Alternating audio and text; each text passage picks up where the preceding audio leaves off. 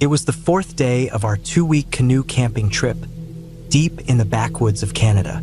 We were far removed from civilization, with most of our days spent paddling across mirror-like lakes, navigating narrow river channels, and portaging through dense forests.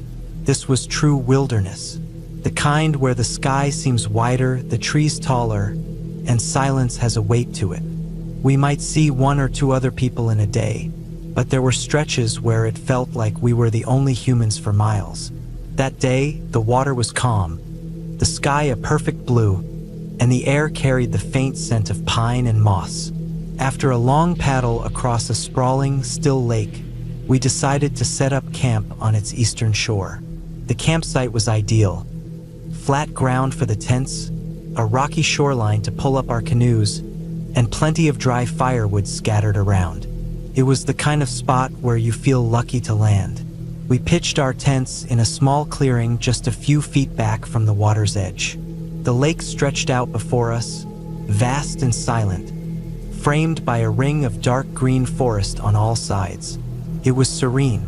We busied ourselves with the usual camp chores, gathering firewood, setting up a makeshift clothesline, filtering water from the lake.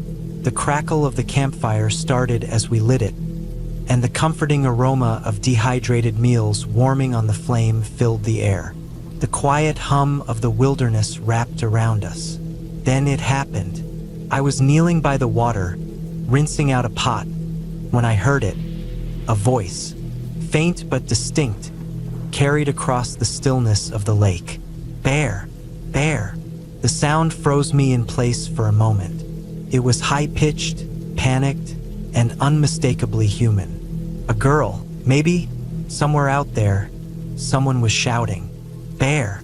Bear!"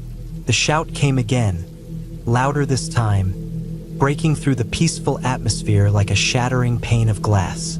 My heart began to race. This was bear country, after all. We had seen tracks on the portage trails and scat near some campsites.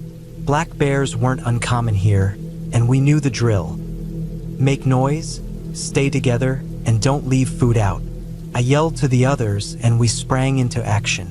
Grabbing pots, pans, and buckets, we started banging them together, the harsh metallic clanging echoing across the trees. The sound felt jarring against the backdrop of the wilderness, but that was the point. It was supposed to scare off any bear that might be nearby. Then, out of the corner of my eye, I saw movement, a small figure emerging from the trees. For a moment, my brain struggled to process what I was seeing. It wasn't a bear. It was a kid, a boy, maybe 7 or 8 years old, stumbling out of the woods with wide, tear-streaked eyes and a face flushed red from crying. We stopped banging the pots. The boy was gasping for breath, and his words came out in a shaky, high-pitched rush. "Help! I'm scared." That's when it hit me. He hadn't been yelling "bear." He'd been yelling, "Help! I'm scared." We stood there for a moment, stunned. The kid looked out of place like a lost puzzle piece. He wore a bright blue t-shirt and cargo shorts, both streaked with dirt, and his sneakers were caked in mud. His face was smudged, his hair a sweaty mess, and his small chest heaved with each labored breath. The boy collapsed to his knees, trembling, and I felt a pang of urgency. Dropping the pot I was holding, I hurried over to him, crouching down to his level. His eyes darted around, wild and frightened, as if he couldn't decide whether to trust us. He was shaking so hard it seemed like his whole body might give out. I spoke to him gently, trying to keep my voice calm, and guided him to sit on a nearby rock. My mind was racing. Where had he come from? How had he ended up here? This lake was massive, and there were no roads or towns nearby. The nearest trailhead was at least 2 days' paddle away.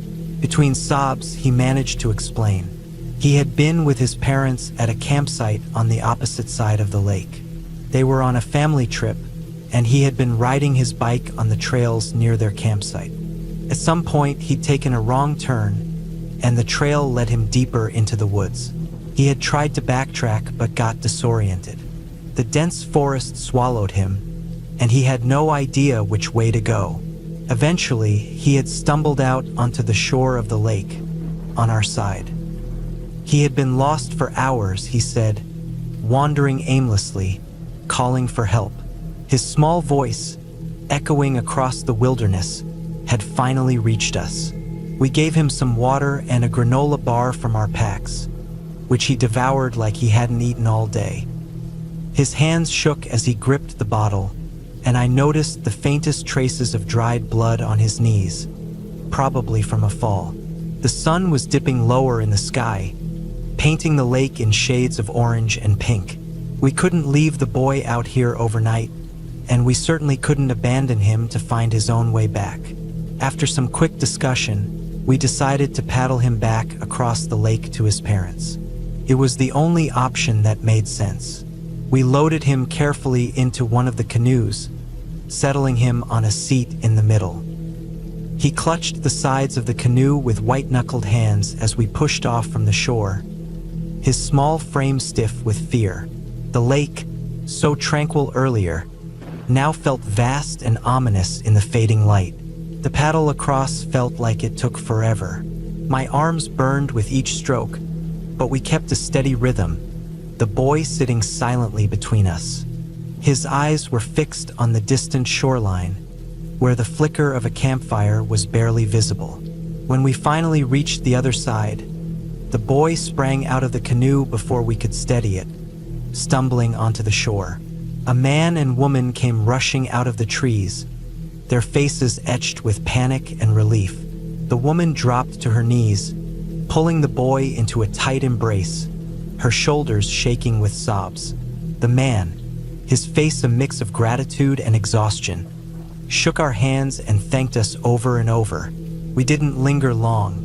As we pushed back out onto the water, I glanced over my shoulder one last time. The boy was safe now, wrapped in his mother's arms, the glow of the campfire casting long shadows behind them. The paddle back to our own campsite was quiet. The adrenaline that had propelled us through the ordeal was wearing off, leaving behind a deep, bone-weary exhaustion. By the time we reached our tents, the stars were out in full force, the Milky Way stretching across the sky like a shimmering ribbon. That night, as I lay in my sleeping bag, I couldn't stop thinking about the boy, how easily things could have gone differently, how, if we hadn't heard his voice, he might have spent the night alone in the woods, cold and terrified. The wilderness, for all its beauty, is unforgiving. It doesn't care about you, your plans, or your fears. Even now, years later, I think about that moment. The sound of his voice, cutting through the stillness of the lake. The look of relief on his parents' faces. And the reminder that, in the vastness of the wild, even the smallest voice can carry a long way.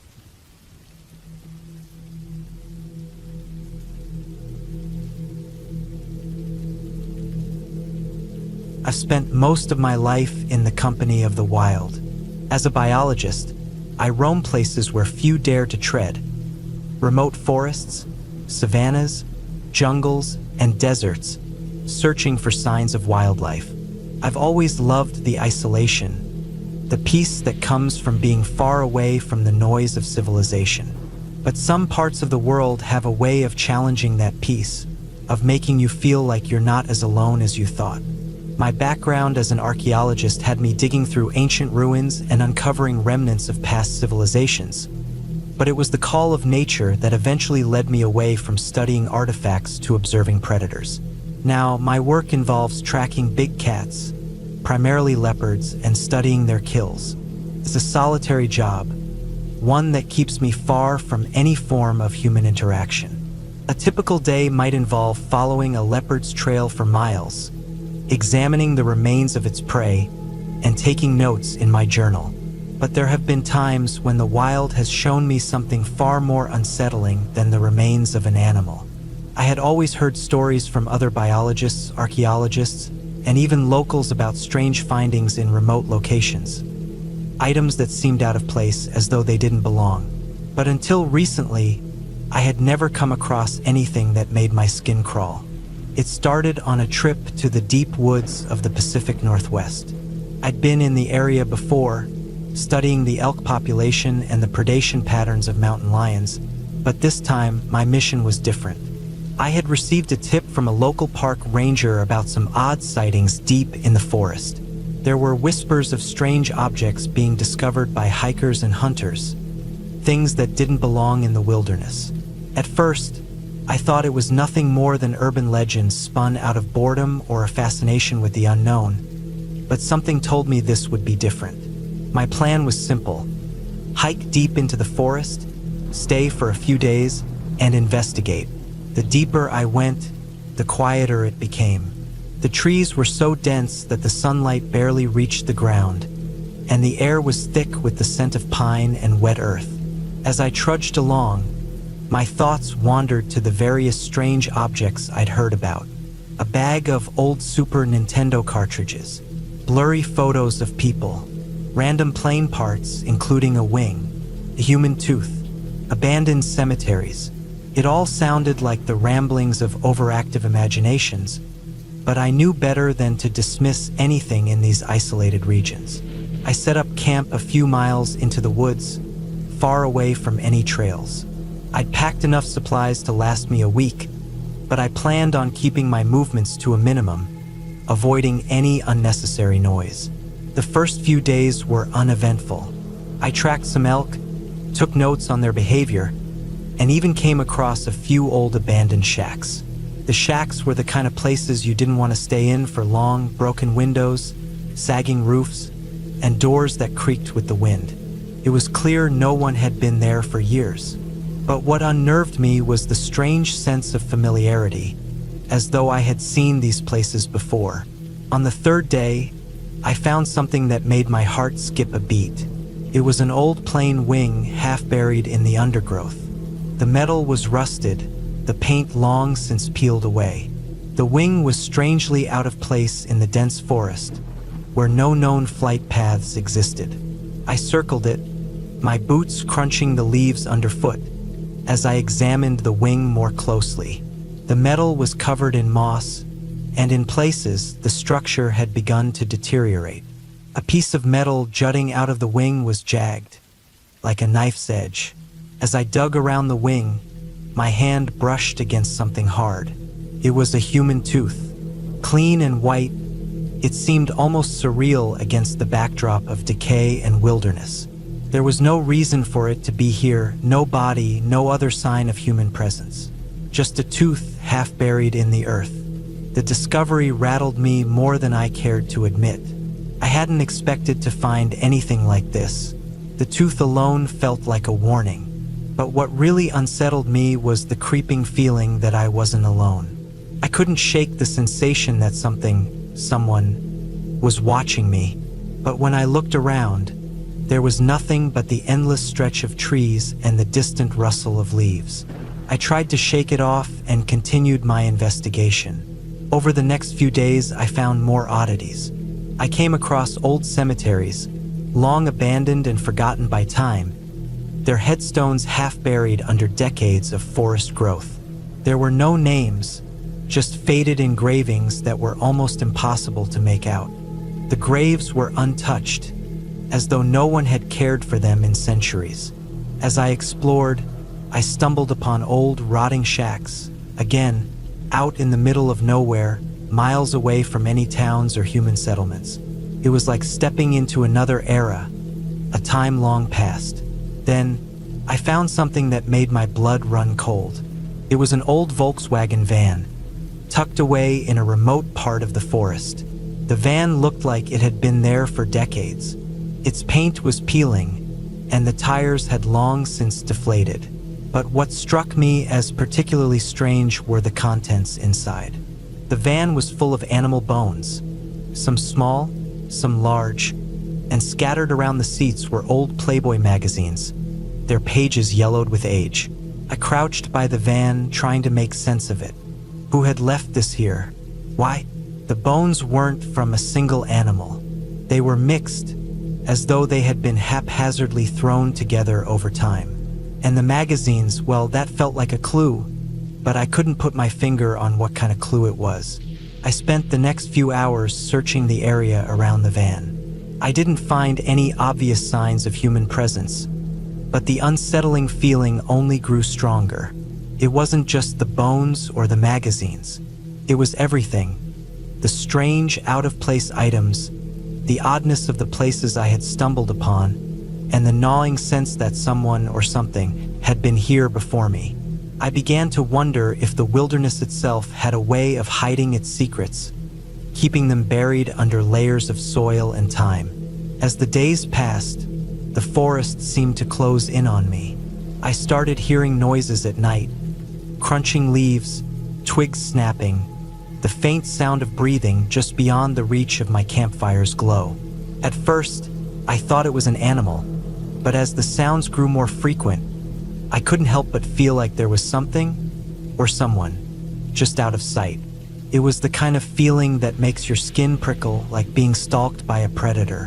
One evening, I was sitting by the fire, scribbling notes in my journal, when I heard a loud crash from the direction of the van. My heart stopped. I grabbed my flashlight and rushed toward the sound, but when I reached the spot, there was nothing there. No animals, no sign of movement, just the stillness of the forest. I decided it was time to leave. I packed up my gear and started the long trek back to civilization, my mind racing with thoughts of what I had discovered. What did it all mean? Were these random, isolated incidents, or was there something more sinister at play? The tooth, the plain wing, the van with the bones, it was all too strange to ignore. As I made my way out of the woods, I couldn't help but feel like I had uncovered something much darker than I had ever anticipated. The forest had a way of hiding its truths, burying them deep in the earth, and perhaps some things are better left undisturbed. By the time I reached the edge of the woods, I felt a strange sense of relief. I was out of the wilderness, back in the safety of civilization. But I couldn't shake the feeling that something still lingered in the depths of the forest. Something that would never be fully understood. And maybe that was the real danger, the unknown, the things we weren't meant to find. I'm still not sure what I encountered out there. Maybe it was just a series of unfortunate coincidences, a mix of old abandoned sites and items that had been forgotten over time. Or maybe, just maybe, there was something more to it. I'm no longer sure, but one thing I do know: some places, some things are best left undisturbed.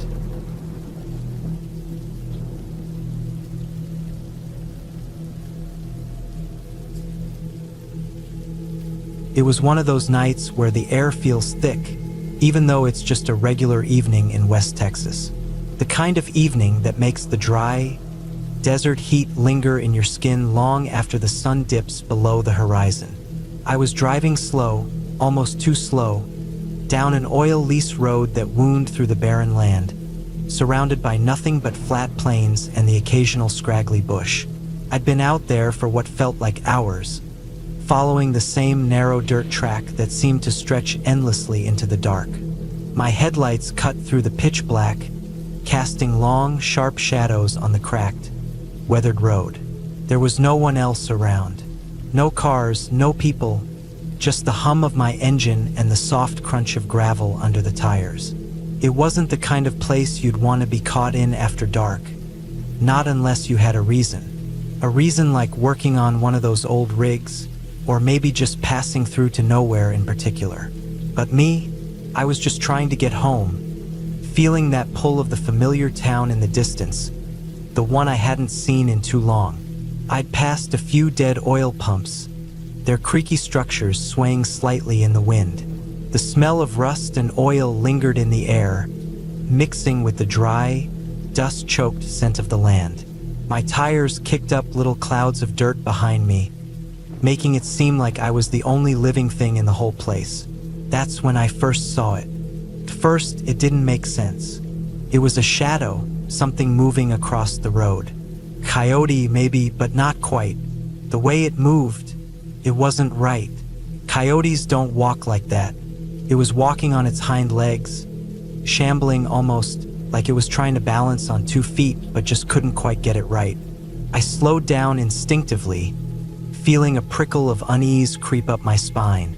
The coyote, if that's even what it was, stopped in the middle of the road. Right there, in the headlights. It was sickly thin, its fur matted and patchy, clinging to its bones like it hadn't eaten in days. The light hit its eyes, and that's what did it. Those eyes, they were wide, too wide, reflecting the headlights in a way that made my stomach turn. There was something almost human about the way it looked at me, like it wasn't an animal at all, more like a thing that had no business being there. I gripped the steering wheel tighter. My mind was telling me to floor the gas and run that thing down before it could move again. There was a part of me that wanted to do just that, to drive through it and get out of there. It would have been the smart thing to do, but instead I froze. Not from fear exactly, but from something else, something colder. The way it stared at me, its body hunched and twitching, it was like it was waiting for me to do something. For a second, I wondered if it was sick, maybe feverish, if that could explain the way it was acting. I'd heard of animals behaving weirdly when they were sick, but this was beyond anything I had ever seen. The fur, the posture, the eyes, none of it made sense. It was too wrong, too off. The coyote shifted its weight, jerking in a way that made me wonder if it was about to charge or stumble off into the darkness. But it didn't move. It just stood there, watching me, almost like it knew I was deciding what to do. The longer I sat there, the more it seemed like it was staring into my soul, like it was searching for something. I could feel my heart pounding in my chest, a sick realization creeping up my throat. I didn't know what it was, but it wasn't normal. And then it moved, not quickly, but with enough speed that I wasn't sure if I could react fast enough. The thing pivoted, lurching off to the side of the road, and for a moment, I thought it was going to disappear into the shadows. But it didn't. It paused again, just out of the corner of my vision, standing there like it was waiting. I should have driven away then. I should have gotten the hell out of there. But something about the way it had moved kept me in place.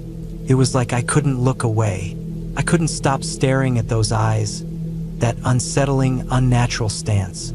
My hand hovered over the gear shift, but I didn't make a move. Not yet. The silence felt louder than ever.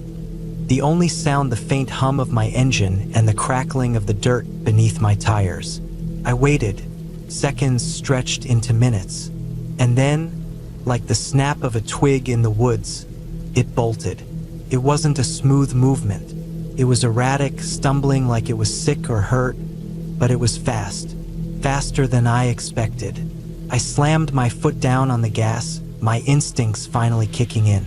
The tires squealed as I sped off, leaving the creature behind. But the image of those eyes, the way they glinted in the headlights, stayed with me.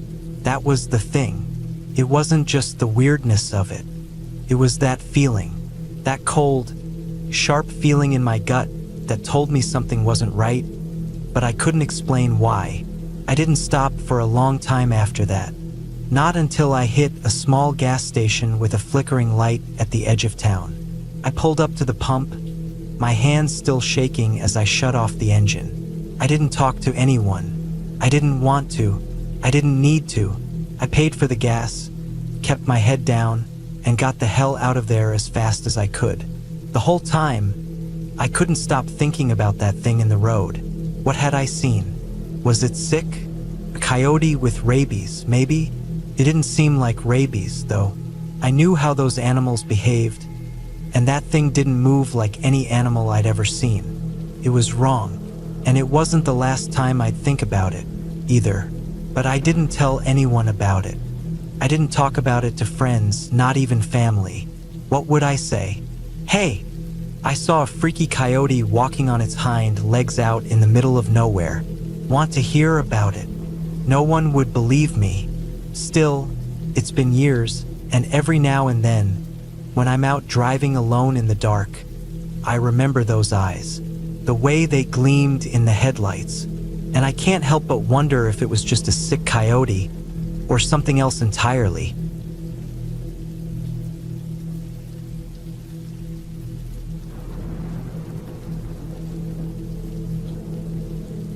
I remember the day clearly, even though I was just 13 years old. My uncle and I had gone on a camping trip, something we did every summer. He was the outdoorsy type, always wanting to teach me things about survival, tracking, and the natural world. I loved those trips because they made me feel like I was learning skills no one else my age knew. But that particular trip, it stayed with me for all the wrong reasons. We had chosen a spot deep in the woods that year, far from any official camping grounds. My uncle had heard about it from a friend, a pristine area where you could hike for hours without seeing a single soul. The kind of place where the silence was so deep, you could hear your own heartbeat if you stood still long enough. I was excited but also nervous. Being so far from civilization made me uneasy, though I'd never admit that to my uncle. The hike to our campsite took most of the morning. We trekked through thick forests, over streams, and up small hills until we found a clearing. It was perfect, flat ground surrounded by tall trees, with a small creek running nearby. We set up our tent, built a fire pit, and spent the rest of the day fishing and exploring the area. The next morning, after breakfast, my uncle suggested we go on a longer hike to see more of the forest. He had a map and a compass, and he promised we'd be back before sundown. I didn't argue. I trusted him completely. We walked for hours, following trails that weren't marked on any map. My uncle was in his element, pointing out animal tracks and edible plants. I tried to keep up, but the forest felt denser and darker the deeper we went. The air was heavy, and the trees seemed to close in around us. It was during this hike that we stumbled upon something that didn't belong. We had just climbed over a fallen log when my uncle stopped abruptly, holding up his hand to signal me to stop too. I looked past him and saw what had caught his attention. On the ground, half covered in dirt and leaves, were a few small toys. A plastic doll with matted hair, a toy car with chipped paint, and a little pink backpack. They were scattered around as if someone had dropped them in a hurry. At first, I didn't think much of it. Maybe a family had been hiking through here, and one of their kids had lost their toys. But my uncle's reaction made me uneasy. He stood there, staring at the toys with a look I couldn't quite read, part confusion, part concern. "These don't belong here," he said quietly. His voice was steady, but there was an edge to it that I'd never heard before. I asked him what he meant, and he explained that we were miles away from any main trails or campsites. There was no reason for anyone, especially a family with kids, to be this deep in the woods. He knelt down and picked up the doll, turning it over in his hands. It was filthy, but not weathered enough to have been there for years. The backpack was small, the kind a little girl might carry to school. My stomach tightened as I watched him inspect the items. We didn't linger. My uncle put the doll back where he found it, and we continued on our hike. He didn't say much for the rest of the day, and I didn't press him. But the image of those toys stuck with me. They felt wrong, out of place, just like my uncle had said. We made it back to camp by late afternoon. My uncle was quieter than usual as we ate dinner and prepared for bed. I tried to push the toys out of my mind, convincing myself they were just random litter from careless hikers. But the forest felt different that night. Heavier, quieter. Even the usual rustling of leaves and chirping of crickets seemed muted. The rest of the trip went by uneventfully. We packed up and hiked back to the car a couple of days later, and life returned to normal. I didn't think about the toys much after that. I guess I chalked it up to one of those weird things you come across in life and moved on. Years later, when I was in my 20s, I remembered that camping trip during a late-night conversation with friends.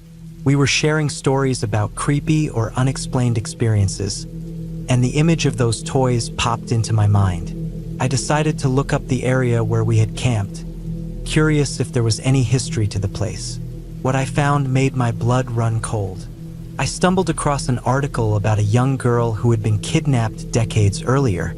She was taken from a small town near where we had camped, and her body was found about 20 miles from the spot where my uncle and I had seen the toys.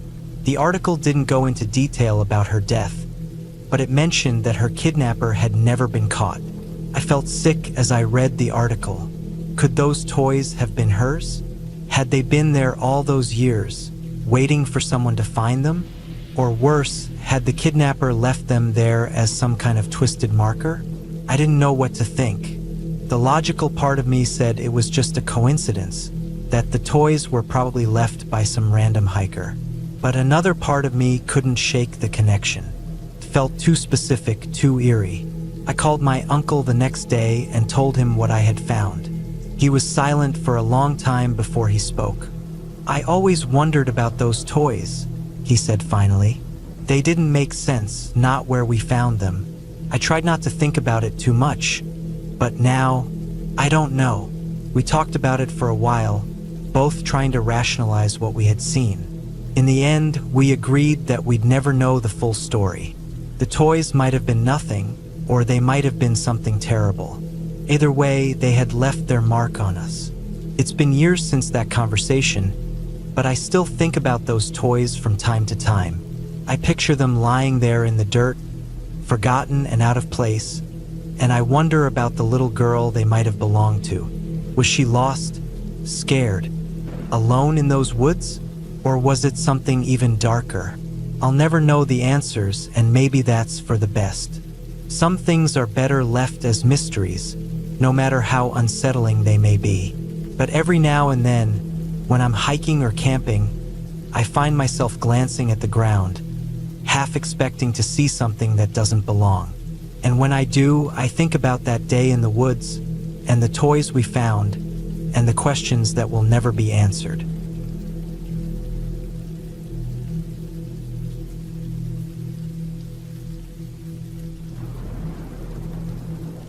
The night was heavy with fog as the woods swallowed us whole. It had been an exhausting day, full of outdoor activities and team-building exercises during a school trip to the Netherlands. The cool evening air was crisp as we sat around in the dim light, listening to the occasional chirp of crickets and the rustling of trees. We were all gathered near a large barn on the outskirts of a farm, where we'd been staying. The atmosphere was filled with the hum of excitement, as our group had just begun a game of Live Stratego. For those who might not know, Live Stratego is a real-world version of the board game. Players are assigned ranks, each with its own strength or weakness, but no one knows the rank of anyone else unless they confront them. You could be ambushed or ambush someone else, not knowing whether you'd win or lose, and you had to rely on your memory to remember who was who. It was chaotic, fast-paced, and, to be honest, a bit confusing at first. But it was a thrilling game, especially when played in the dark, where the shadows stretched like fingers waiting to snatch you away.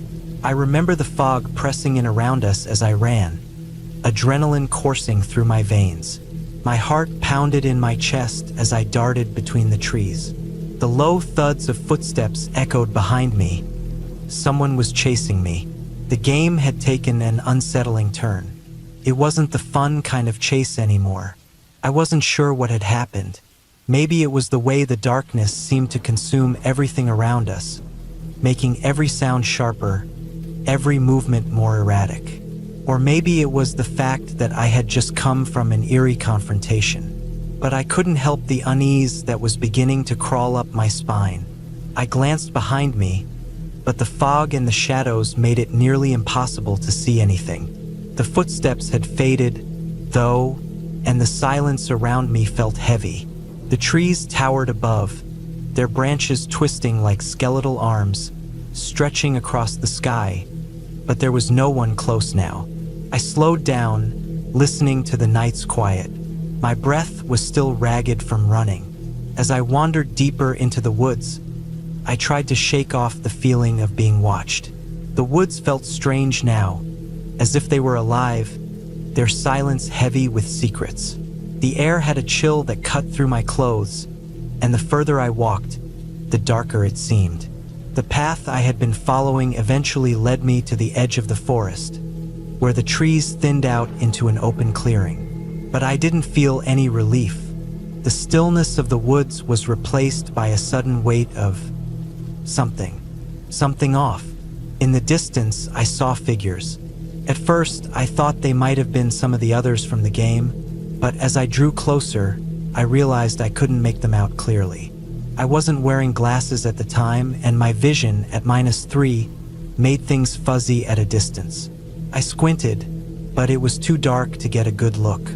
I could see their shapes, 3 of them crouched down among the trees, facing in the same direction. They were completely still, almost unnaturally so. They weren't moving at all. My instincts told me something wasn't right, but I didn't turn away. I approached cautiously, curiosity creeping in. As I got closer, I noticed that these figures didn't seem like any of my classmates. The way they crouched, their posture, it didn't look like kids playing a game. The figures were too big, too solid. As I neared them, the hairs on the back of my neck stood up. There was something menacing in the way they seemed to blend into the darkness, their faces obscured, but their presence undeniable. I approached one of them and, in a shaky voice, asked, "What rank are you?" Felt strange saying it out loud. The words seemed so normal in the context of the game, but something about the situation felt so wrong, so surreal. The man's reaction was immediate. He turned sharply toward me, his face twisted in an expression of anger, or maybe it was fear. It was hard to tell in the shadows. His voice came out in a hiss, low and fierce. "Go away. Leave now," he snarled. There was a sharp edge to his tone, one that sent a chill down my spine. It wasn't like any of the playful banter we had exchanged earlier in the game. There was nothing playful about it. I froze. The air thickened around me, my pulse quickening. I couldn't understand why he was reacting this way. The game was supposed to be fun, wasn't it? But there was no fun in the way this man glared at me. His body tense, like he was ready to spring into action at any moment. There was something in his eyes, a kind of wildness that made my skin crawl. Without another word, I turned and ran. It was like my body had decided for me. I didn't hesitate, didn't look back. My feet pounded against the ground as I fled, the sound of my breath and the beating of my heart filling my ears. I didn't care anymore about the game, about winning or losing. All I could think about was getting away from those men. They weren't supposed to be there. This wasn't part of the game. I didn't stop running until I reached the barn where we were supposed to be sleeping. My mind was spinning, my thoughts a chaotic blur.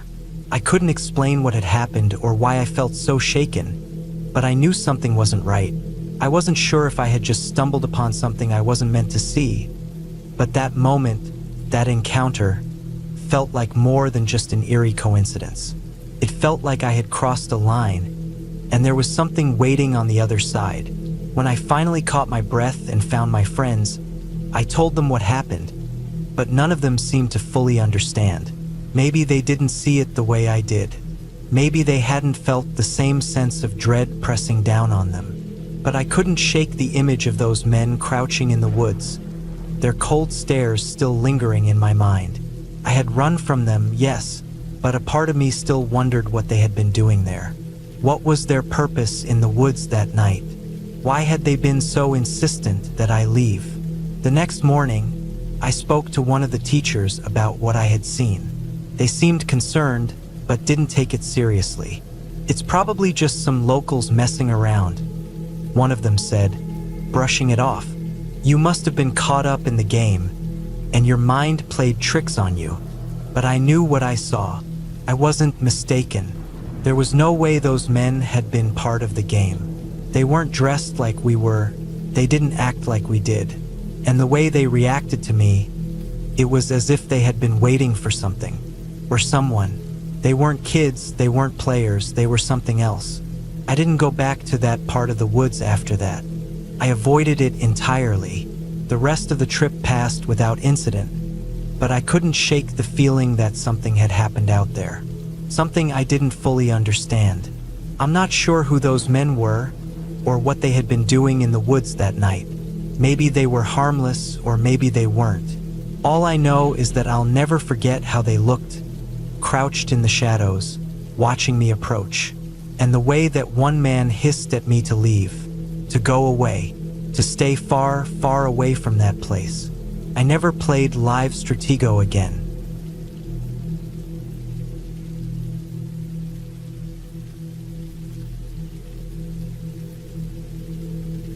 It's been years since that trip, but the memory of it still lingers in my mind like a vivid painting.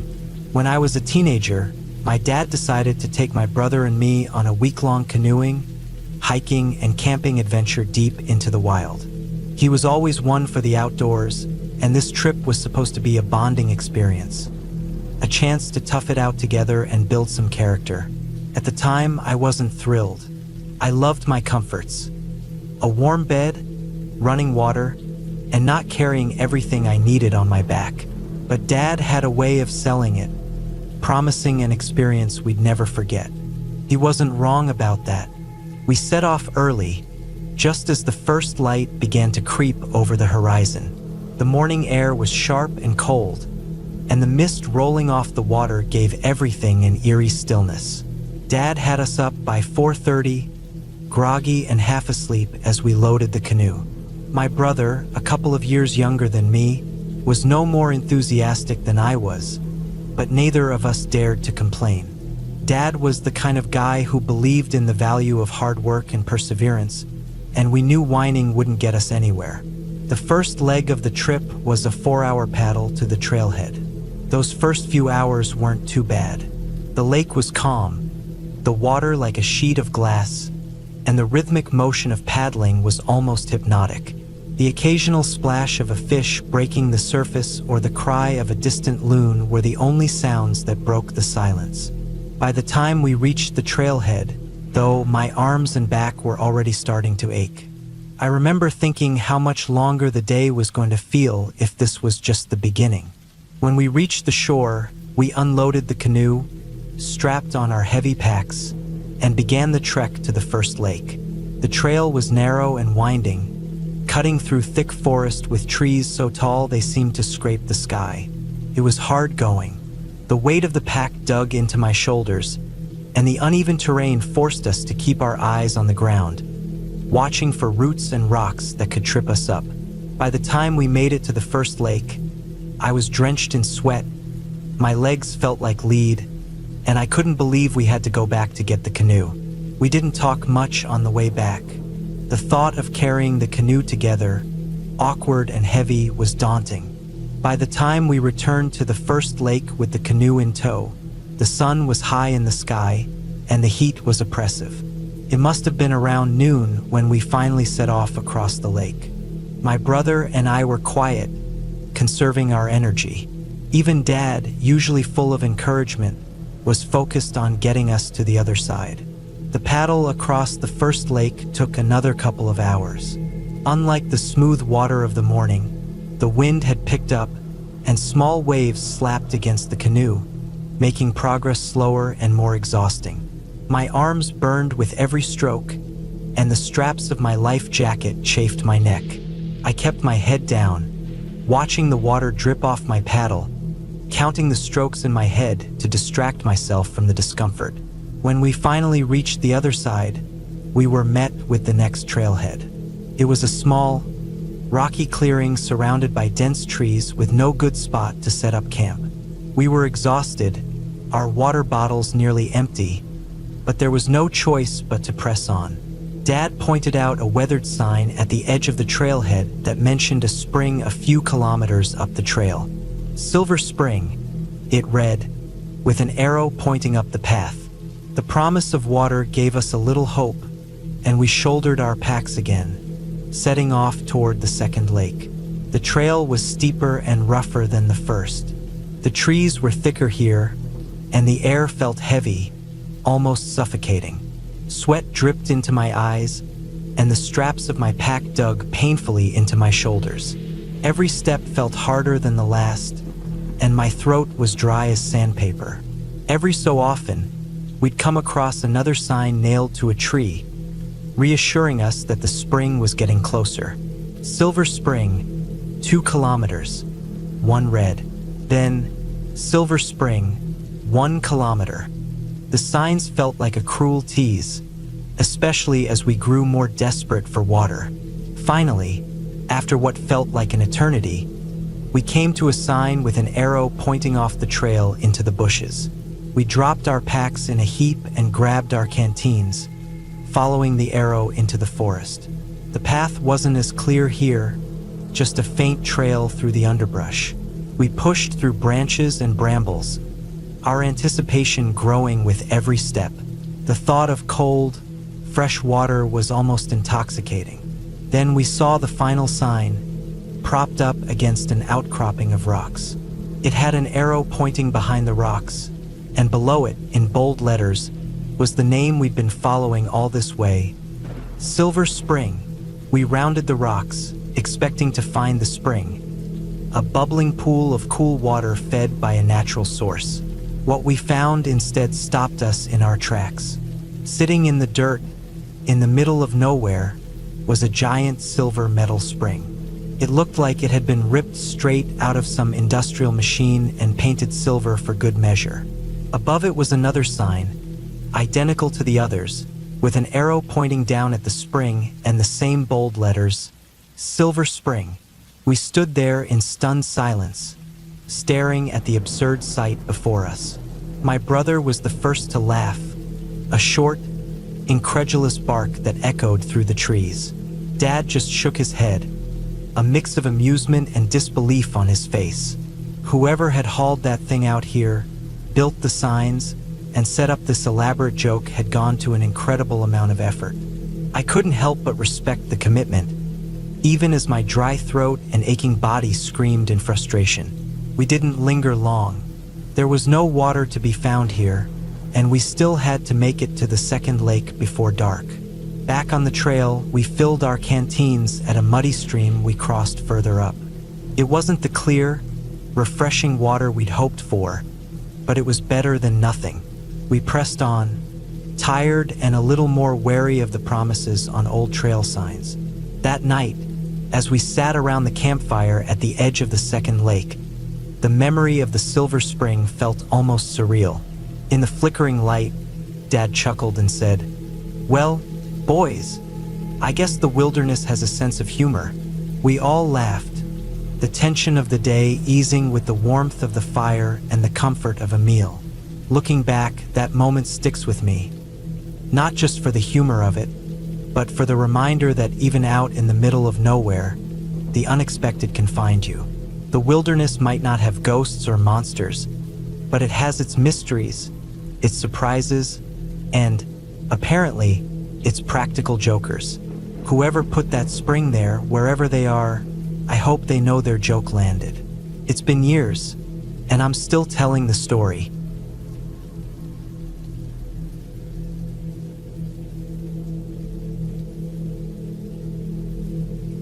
The trip to Mount Shasta had been something I'd been looking forward to for months. It was supposed to be a peaceful getaway, a simple backpacking adventure with a couple of friends. We'd heard about the mountain's beauty, the rich wilderness, and how it was known for its serenity. But there was something about the place that unsettled me from the start. We arrived later than planned, and the fading light left us scrambling to set up camp. We barely had time to unpack before we were forced to eat something quick, stow our gear, and crawl into the warmth of our tents. The cool mountain air, which usually brought relief, now felt unusually crisp, almost oppressive, but I attributed that to the long day of hiking. It had been a solid 7 hours of pushing ourselves up the trail, each step growing heavier as we ascended. That night, the wind rustled through the trees in an eerie, unsettled manner. It wasn't the kind of wind that whispers in the branches. It howled, moaned, and seemed to carry something else with it, a sense of being watched. But we were too tired to care, too drained to even discuss it. We were in the mountains, after all, nature's untamed beauty. Sleep didn't come easily. I tossed and turned, hearing every small noise outside the tent, every shift in the wind. At one point, I thought I heard something else. A crackling of branches, maybe someone moving through the brush. But by the time I unzipped the tent flap to look, there was nothing. Morning came eventually, gray light filtering through the trees. The chill of the night slowly began to recede, replaced by the warmth of the sun. We unzipped our tents, stretched stiff limbs, and slowly began to assess our surroundings. It was hard to believe how different the place looked in the daylight. Open, expansive, and breathtaking. The towering trees seemed to go on forever, and the jagged outcroppings of rock dotted the landscape like ancient sentinels. The kind of place that makes you feel both incredibly small and oddly peaceful. But as we started to gather our things, we noticed something odd. Just a few feet away from our tent, wedged in the base of a rock outcropping, was a small wooden box. It was about the size of a shoebox, and it had been placed there deliberately, tucked into the jagged crevice as if it belonged. We all stopped, staring at it for a moment before one of us moved forward to inspect it. The box wasn't just some random piece of debris. It was well made, clearly older, with weathered wood and leather straps that held it shut. But it wasn't just that, it had a label, a name, a date of birth, and beneath it a date of death. The name was unfamiliar, the dates were distant, but recent enough to feel unsettling. It was a person's ashes, most likely, and yet there was something wrong about finding it here, wedged into the rocks, like someone had been carrying it along and had left it behind in a hurry. None of us said a word. We all just stood there, uneasy, staring at the box. No one dared open it, even though it seemed harmless, even though the whole situation felt like it didn't belong. We were a bit shaken by it, but we quickly moved on. There was still the mountain to explore, after all. We hiked higher, slowly getting used to the strange stillness that filled the place. Shasta had an aura, a kind of tension in the air, but it wasn't anything that felt like something supernatural. It was just strange. We had no other explanation. It was later, after a few more hours of trudging up the trail, that we saw him. He appeared out of nowhere. A man walking down the trail toward us, as though he was completely at ease. What was so strange about it, though, was his attire. A suit, dress shoes, and a briefcase. He was impeccably dressed for a hike, and yet there was no sign of a backpack or gear. The whole thing felt out of place.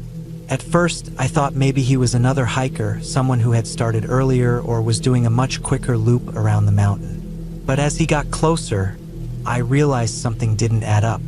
His clothing wasn't weathered by the mountain air. There were no signs of dirt or sweat. His shoes were polished, his suit crisply pressed. I had no idea where he had come from, or why he was so casually strolling down, as if he had just left a business meeting. His face was calm, serene even, as though he belonged there, but there was an unsettling quality to him. He didn't seem in a hurry or lost. He was just walking. We made eye contact as he passed. He didn't say a word, but I felt his gaze linger just a little too long before he moved past us and continued down the trail. No one in the group said anything about it immediately, but we all shared the same unspoken question. Who was he, and how did he get here? It wasn't until later, sitting by the campfire that night, that we finally started to talk about it. Our earlier encounter with the box and the strange man both weighed heavily on our minds.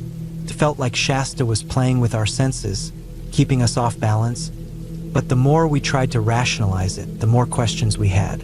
What was that box doing there?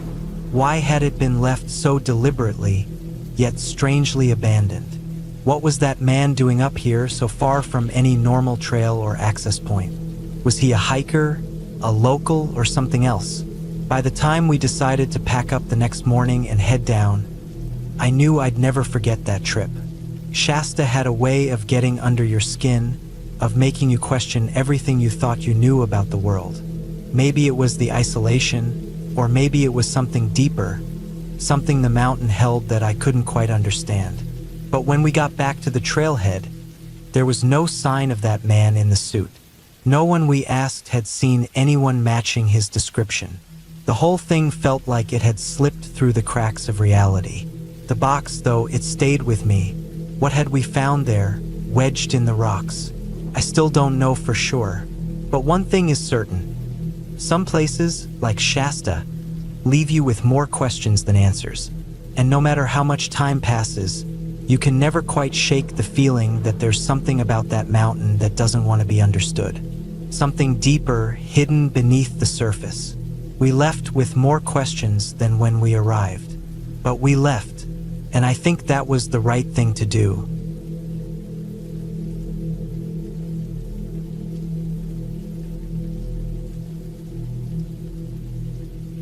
The woods are different at night. They breathe differently, exhale something heavier, something ancient. It wasn't my first time camping, but this trip felt like it was pushing boundaries. We were 40 minutes away from the nearest town, not by car, but by hiking trail.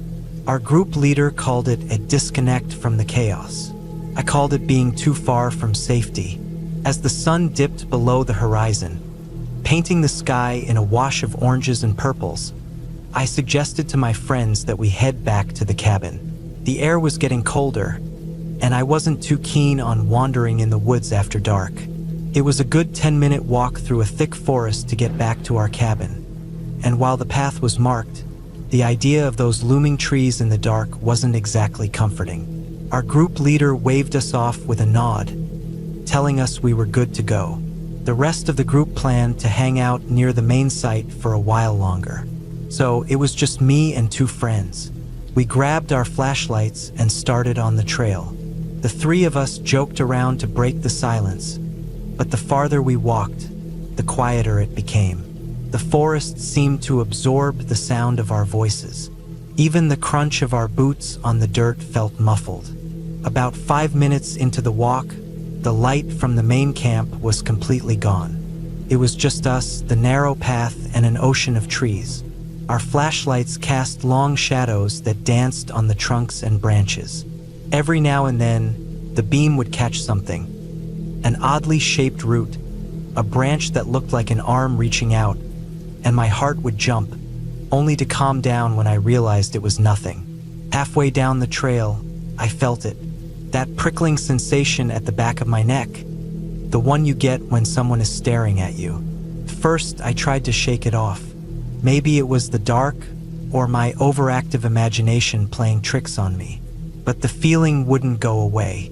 I glanced back over my shoulder, expecting to see nothing but empty trail. Instead, there he was. A man in a yellow poncho stood no more than 10 feet behind us, partially illuminated by my flashlight. He wasn't running, just walking at the same pace we were, his hood pulled up to cover most of his face. My heart stopped. I hadn't heard anyone else on the trail. He must have been following us for some time without making a sound. I whispered to my friends to turn around. When they did, their reactions were immediate. One of them gasped softly, and the other froze. None of us recognized him. The man didn't say anything, didn't wave, didn't even seem startled that we had noticed him. He just stood there, staring at us, a faint smile curling at the edges of his mouth. It wasn't a friendly smile. It was the kind that made your stomach twist, like he knew something we didn't. For what felt like forever, no one moved. It was as if the forest itself was holding its breath.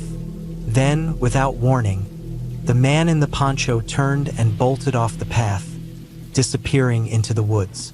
The sound of his footsteps crunching on leaves and snapping branches echoed around us, but soon even that faded, swallowed by the dense forest. Panic set in. My friends and I didn't say a word to each other. We just ran. The cabin was still 5 minutes away, but it felt like miles. My legs burned, my chest tightened, and every shadow felt like it was hiding someone or something. The path seemed narrower now, the trees closer together. It was as if the forest was trying to trap us. When we finally burst through the door of our cabin, slamming it shut behind us, we startled the rest of the group. They were all gathered around, chatting and laughing, completely unaware of what had just happened. We leaned against the door, gasping for breath, before blurting out what we had seen. Our group leader was there, and he took us seriously, more seriously than I expected. He immediately called the other leaders, who were still at the main site, and told them what had happened. Within minutes, they were on the trail, flashlights in hand, looking for any sign of the man in the poncho. The rest of us stayed in the cabin, huddled together. The mood completely changed. Every little sound outside made us jump. The rustle of leaves, the creak of the cabin settling, even the wind. Time stretched on, and the leaders eventually returned, their faces grim. They hadn't found anything. No footprints, no torn branches, nothing. It was as if the man had vanished into thin air. The rest of the night was tense. We double-checked that all the doors and windows were locked and stayed together in the main room until morning. The leaders decided to put a new rule in place. No one was allowed outside of their cabin without a leader, no matter the time of day. They assured us it was just a precaution, but their tight-lipped expressions said otherwise. They were just as spooked as we were. The rest of the trip passed uneventfully, but the incident stayed with me. Even now, whenever I think about it, I can still see that smile, the way it didn't quite reach his eyes. I'll never know who he was, what he wanted, or why he was out there. And maybe that's the scariest part. Sometimes you don't get answers. All you can do is move on and hope you never see that smile again.